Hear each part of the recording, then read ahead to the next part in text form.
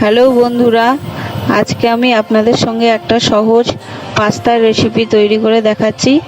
চলুন দেখে নেওয়া যাক। ভিডিওটা শেষ অবধি দেখতে থাকুন।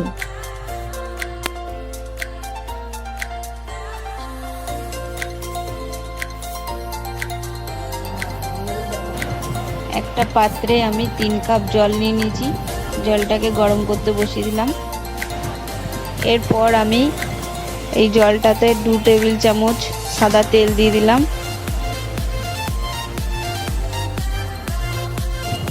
জলটা গরম হয়ে গেছে।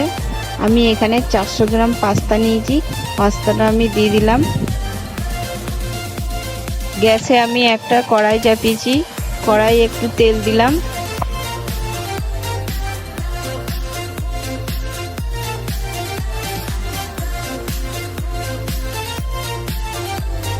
এখানে আমি কিছু সবজি নিয়েছি, যেমন বিনস, গাজর, বাঁধাকপি, পেঁয়াজ, কাঁচা লঙ্কা।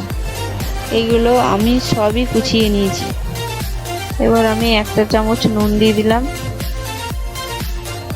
এরপর আমি সবজিগুলো একটু ভেজে নেব।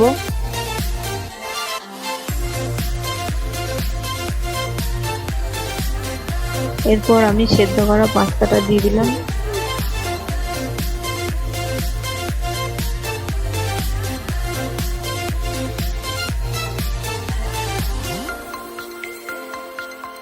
এরপর আমি এর মধ্যে একটু গোলমরিচ গুঁড়ো দিয়ে দিলাম।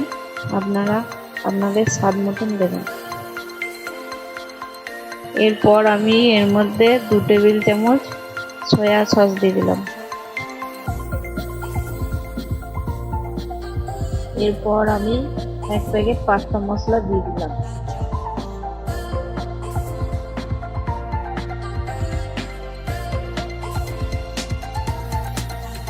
একটু নাড়িয়ে ছাড়িয়ে নামিয়ে নেব।